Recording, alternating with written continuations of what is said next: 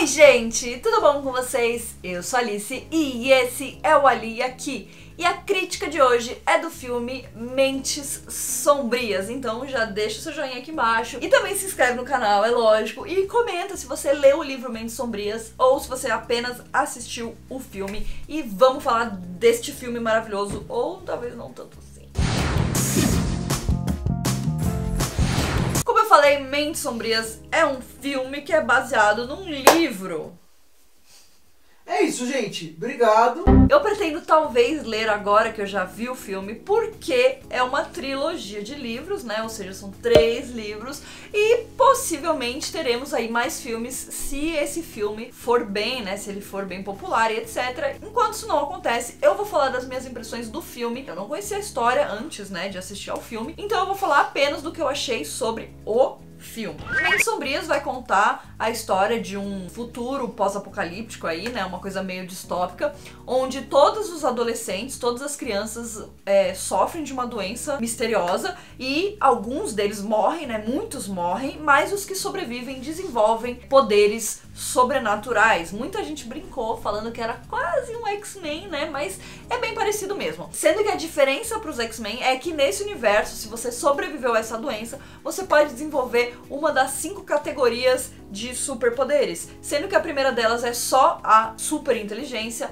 a segunda delas é a telecinésia, né, então o poder de habilidade de mexer as coisas com a sua mente, a terceira delas é a eletrocinese, que é a capacidade aí de mexer com eletricidade e coisas desse tipo, a quarta é um mega poder que aparentemente não tem limites, né, e vai desde ler a mente até fazer as pessoas fazerem o que você quer, seguir ordens e etc. E a quinta é um poder secreto que a gente vai descobrir aí lá pela metade do filme, né. Sendo que essas duas últimas categorias, que são os laranjas e os vermelhos, os adultos são instruídos a matar assim que verem alguém que seja dessa categoria. Então, teoricamente, no planeta Terra só sobraram crianças e adolescentes dessas 3 primeiras categorias, né? O filme vai seguir essa história e aí a gente tem a nossa personagem principal, que ela se camuflou ali como uma personagem super inteligente, né? Ela tá fingindo aí que ela é uma azul, né? Que eles têm cores para cada tipo de poder. Só que em determinado momento descobrem que na verdade ela é laranja, ou seja, ela deveria estar morta,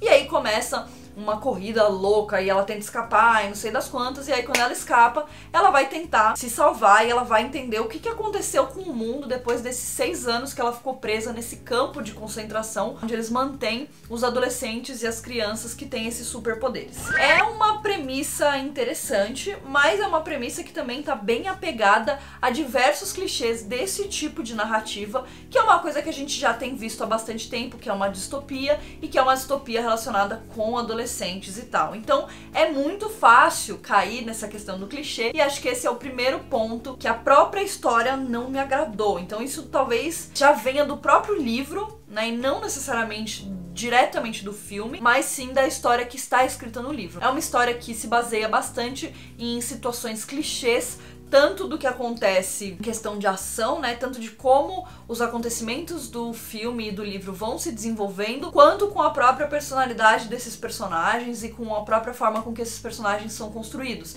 Então é um filme muito, muito, muito, muito clichê. Você vai começar a deduzir as coisas que vão acontecer, né? Eu acho que ele não te surpreende, ele não tem uma grande virada, né? Ele não tem um grande plot twist aí na metade do filme, porque você tá assistindo e você meio que já adivinha, você já sabe mais ou menos o que vai acontecer, as coisas elas são bastante óbvias. Outra coisa que pra mim não funciona é que o filme, ele tá andando bem, ele tá contando uma história interessante, e aí de repente começa a acontecer um monte de coisa e você fica meio tipo... Parece que eles não dão tempo suficiente pra desenvolver todas essas coisas que acontecem e pra realmente ter um clímax interessante. No final das contas, eu não sei dizer qual é o clímax do filme ou qual é o momento que o filme gostaria que fosse o clímax a ser resolvido. Quando a gente tem esse clímax, ele é resolvido muito rápido e a gente já parte para meio que um outro clímax, que na verdade é o encerramento da história. Então é muito esquisito. O filme ele não tem ritmo nesse sentido, porque ele fica um tempão parado, com as coisas acontecendo bem devagar, e de repente as coisas começam a acontecer muito rápido, você fica tipo... Eu acredito que isso possa ser por conta, de novo, da própria história do livro. Como eu não li o livro, eu não sei dizer quão eles adaptaram esse livro pra esse filme, né? Mas eu sinto que eles poderiam ter tentado enxugar um pouco os acontecimentos ou feito 2 filmes a partir de um livro só, pra realmente tentar ter um clímax que fosse bem desenvolvido e que fosse realmente interessar o espectador pra assistir ao filme. No final do filme a gente tem uma cena que me lembrou muito alguma coisa saída de Jogos Vorazes, né? Então dá pra ver bastante esses outros filmes adolescentes e esses outros filmes de distopia que ele tentou sugar algumas coisas, então ele parece meio que um Frankenstein formado de vários pedaços de várias histórias diferentes. E no final das contas,